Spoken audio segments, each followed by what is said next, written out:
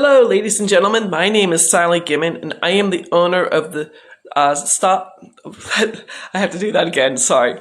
Hi, my name is Sally Gimmon, and I own the website called Stop. I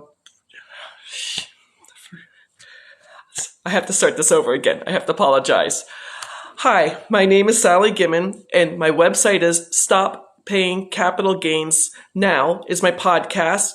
And my web page is thetrustisyou.com. A little bit confused because I'm running around doing things. We're having company for the weekend, so I was cleaning. Sorry about that. So the reason I am doing this TikTok is because tax day is Monday. Yes, tomorrow is April 15th, but the federal government is giving us till Monday to do our taxes. And I wanted to discuss to you how you can save lots and lots of money legally with your taxes. The Spendthrift Trust is a very specialized trust. It is what the 1%ers use, and this is not what your mom and dad have. My mom and dad had a trust that just avoided probate. Susie Orman talks about the trust on PBS, talking about avoiding probate too. This is not it. This trust saves you in 3 separate ways. Number 1, saves you with federal taxes year after year after year after year. Who doesn't want to do that? Number 2, it keeps your information 100% private and nobody can find you. Wonderful thing to do. Number 3, it's going to keep you from paying any judgments when you get sued. Not if you get sued. We live in a very litigious society. But if you do get sued, you own nothing. You control everything. Just like Nelson Rockefeller says, you own nothing, control everything, and that you won't have any money to pay for the judgments. Now, attorneys who out there who are those ambulance chasers, no offense to them, they need to make a living too. The attorneys will be like, it's too much work, too much of my time. I'm not going after that person. That has happened to 2 of my clients where the attorneys have gone away. Congratulations to them. Now, with this trust, the Spendthrift Trust is it's patented, it's legal, and it's in the IRS Tax Code. If you want to read this, it's under 643B like Bravo. 643B like Bravo. You can look this up. It has also gone in front of the Supreme Court twice to say that it is legal. It can enter into any contract it wants to. It can also do things on its behalf. My Spendthrift Trust owns my health insurance. It owns my special infinite banking life insurance policy. It owns my car. It owns my house. It pays for the electricity. It pays for the gas. It's amazing what the trust will do for you. Now, the full name for this trust is going to be 5 very peculiar words. It's irrevocable, complex, discretionary, non-grantor, spendthrift trust. Irrevocable. It goes from generation to generation. The Rockefellers have the same trust. It is over 7 generations old and almost 400 people in it. Everyone's using the same EIN number, but they're in their own silo, doing everything on their own. They're not bothering each other. That's irrevocable. Complex. This trust can hold money from day to day, month to month, year to year, decade to decade. When I do my parents' taxes, I had to postpone them because I've been very busy. When I would do my parents' taxes, when I close down their trust, when I do their 2022 taxes, this trust is going to go away. I have to divide up all the money between my 2 brothers and I, and it's done. I can't continue using the trust. Nobody else can continue using the trust. That's the difference between irrevocable and revocable. Complex, holding money as long as you want to. Discretionary. Whoever is the trustee can make the rules for all the beneficiaries. I am the trustee for my trust. I don't have any crazy rules. I do have somebody who is a husband and wife. They're both trustees. They do have a rule for their daughter who lives in, they have 5 apartment buildings. Their daughter lives in one of the apartments for free. And they're making her do 4 random drug tests a month because she's involved with drugs and alcohol. So they're helping her to do this. She tried suing them. As soon as the judge saw it, he said, honey, you have 2 choices to make. 1, you move out and start paying for your own rent. Or 2, you stay in the rent-free apartment and do the drug tests and pass them. So that's what happened there. So irrevocable, complex, discretionary, non-grantor. This makes the trust 100% private. You are going to choose somebody who is not a beneficiary and someone you do not invest with. You will need their social security number. They are going to sign their name and sign away with the trust. It's not difficult. It's just a pack of papers. When I started both the business trust and the beneficial trust, I chose a family friend, Roy. He knew me before I was born. I took him to lunch, and he had to sign his name 17 times. My choice was not very good because Roy had arthritis of the hands, and to sign his name 17 times, it was a bit painful for him. Now, if you're having troubles doing this is not a hard thing to do. I could be the non-grantor for yourself, or another representative from the law firm could be a non-grantor for yourself, free of charge. It's not difficult. I don't know why my clients get tangled up in this. It's not difficult. And then the fifth element is it's spendthrift. Like I said, it went in front of the Supreme Court twice, both times. The Supreme Court ruled in favor of the Spendthrift Trust. Rockefellers and US Presidents use this trust. So if they can use this, we should be using this too. Now, there are two trusts. One is the business trust that is for 1099 income earners. That's all it's for. 1099 income earners. No W-2, nothing else. 1099 income earners. The beneficial trust is for investors. I don't care if you're a real estate investor, a crypto miner, stock market investor, options trader, day trader, or forex trader. You will need to have the beneficial trust to save taxes. Now, with the business trust, it will save you up to 70% on your federal taxes year after year after year after year. That could be a lot of money for some people. One gentleman who I'm talking to, kind of a sad story, he woke up one day and his MLM company just went away. They were no longer there. He had a very large downline. He was making $40,000 a month. $40,000 a month. He's starting up from scratch with all his people and another MLM line. And when he makes enough money, he's going to start the business trust. That's because he's being paid in 1099 income. I have several businesses for my real estate company. If I sell the real estate education, I get paid in 1099 income. I have my insurance license. I get paid in 1099 income. Brick and mortar stores, other things. All of this would be in business trust. The beneficial trust is going to save you in 5 separate ways. You're no longer going to pay capital gains, which short term is 23.8%, that's a year or less, or long term, which could either be 0 for nonprofits, 15 or 20%, which is a year or more. You're no longer going to pay interest income. If you are doing the BRRRR strategy, if you're doing notes investing like I do, if you're doing forex investing, you're going to pay interest income. You're no longer going to pay dividend income. If you're in the stock market, if you have dividend income, if you're doing options trading, if you're doing day trading, you're going to pay dividend income. Or if you have any royalties, maybe you're a songwriter, maybe you're an artist, maybe you're an author, maybe you're a musician, maybe you're in the NFT world. All NFTs are considered royalties. Now, short-term capital gains. Let's go back to that. The way I found out about this trust is back in July of 2020, I took down the deal of the week. It was a bank-owned property reverse mortgage. Unfortunately, the lady had passed away. The bank said, we need $20,000 in cash now, and when COVID restrictions were lifted, it's going to auction for $50,000. Yay, Sally, I'm going to make $30,000. The easy peasy deal, July 2020, it didn't go to auction until August 28th of 2021. So I had to hold it for 13 months.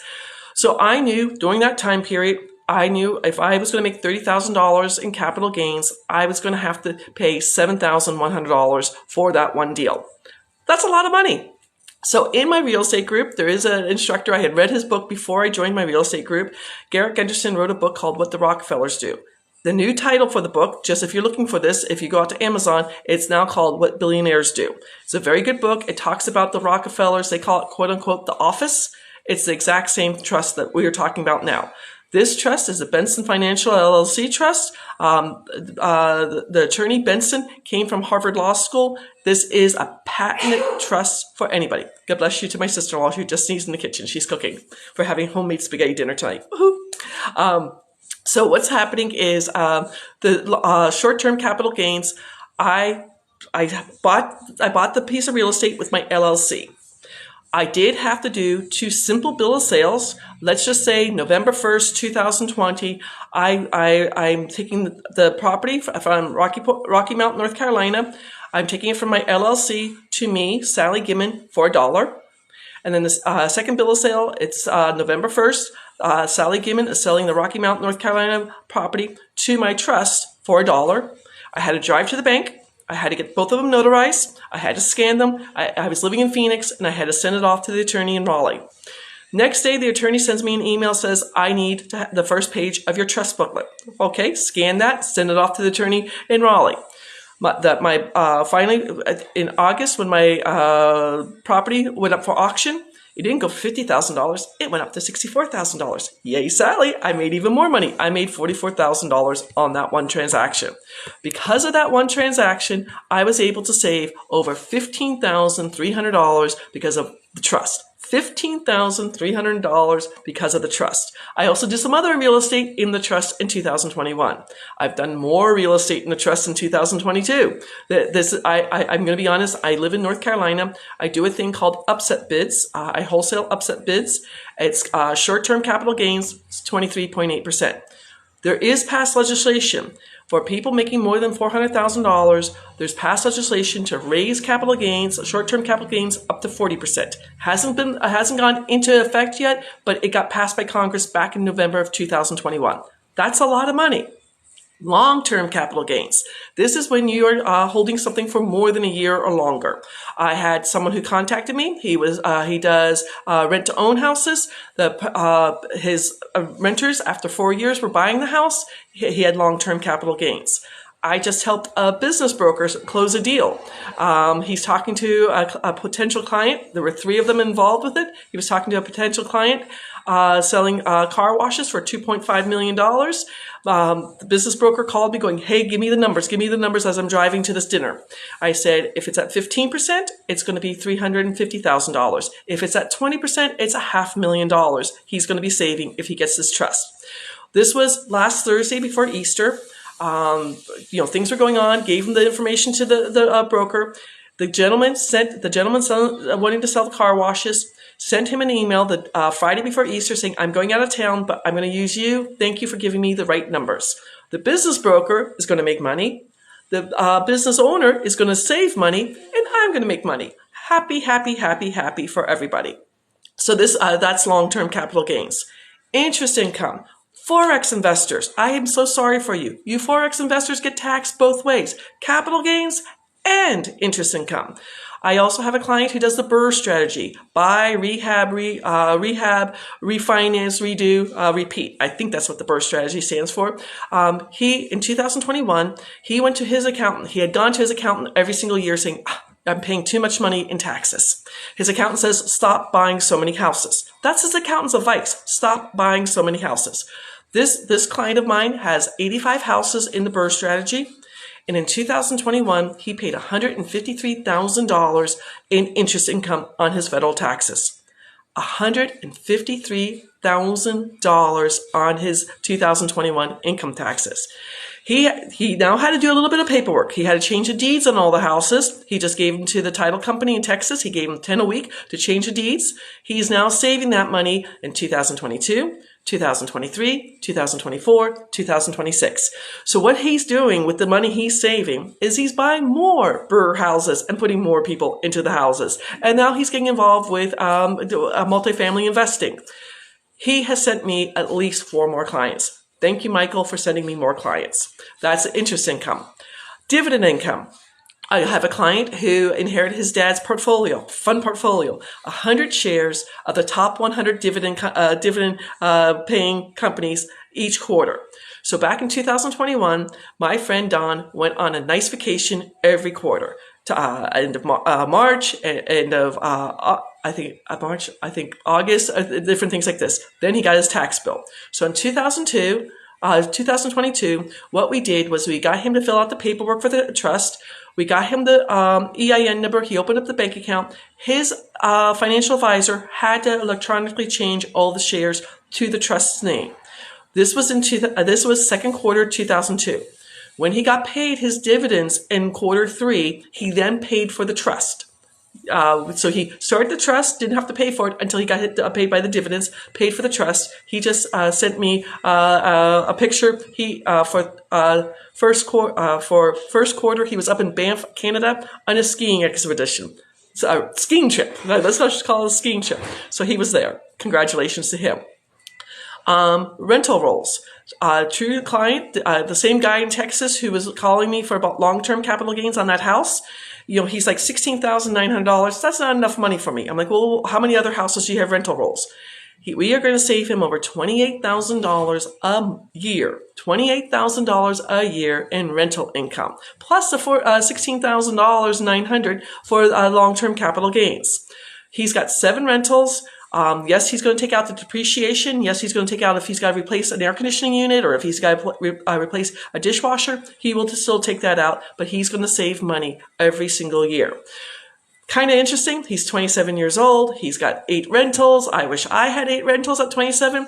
His goal is with the money he's saving every year, he's going to add another rental. So in 2023, he's going to have 9 rentals. In 2024, he's going to have 10 rentals. 25, he's going to have 11 rentals. This is all going to happen this way. Now, just to go over this, interest income, dividend income, and rental rolls are all taxed between 10% to 37%, 7 different layers. I can't tell you what your layer is. You have to tell me. The gentleman I'm talking about in Texas with the 7 rentals, he called me back in 2 hours and said, hey, my CPA says I pay 27% federal taxes on my rental rolls. So that's how we knew the numbers. That's 10% to 37%, 7 different layers. You will save that year after year after year. Congratulations. Royalties, a little bit less. It's 10% to 35%, 7 different layers in between. I can't tell you what it is. I have 2 songwriters who are in this. I have a gentleman who has oil wells. He inherited his granddad's horse farm and has 6 oil wells on it in Oklahoma. I wish my granddad gave me oil wells. He died in Pittsburgh. That's where Standard Oil started. I have an NFT artist selling pictures. One of my NFT artists, let's speak correctly, Sally. One of my NFT artists, over Thanksgiving 2022, did a picture, put it up in the meta world, sold it for $1,000. She's like, "Oh, that was easy. Let me make it a series. Let me make it a 1 of 100." That's what she did. She sold all 100 pictures. The first picture is a 1099 income situation. Pictures 2 through 100 is a royalty. So she made $99,000 in 13 days after Thanksgiving selling things on the meta world.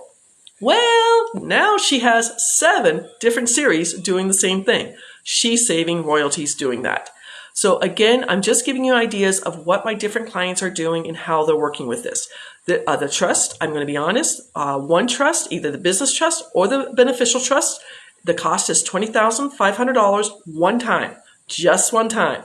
After that, you're going to save the money year after year after year. With the purchase of a trust, you are going to get an entire team behind you. They're going to help you start transitioning your things into the trust, your vehicles, your, let's say your crypto stock, your real estate, your dividend stock, everything else will help you with that. And we also have a retainer for a CPA who knows how to file the 1041 taxes. When you have this trust, you are going to file a 1041 tax return, not a 1040, a 1041 tax return. This trust has never been audited. If you get a nasty letter from the IRS saying they want to audit it, the law firm I work on behalf will represent you free of charge with this. By the way, it's a private company. You are private clients of theirs. If you do have questions for them, that's a conversation between you and them. I can't tell you how much that would be. So just let you know on that. The CPA that will file your 1041 for you for the next year, so that's right now we're done with 2022 because they won't be able to help you between now and Monday. So when they file your 2023 taxes, they will teach your local CPA how to file these taxes correctly, or you could use them. I use them now because they file my taxes for me very easily. This trust does not, neither the business trust nor the beneficial trust will help anyone with W-2 income. It cannot go into this. This trust will not help anybody with,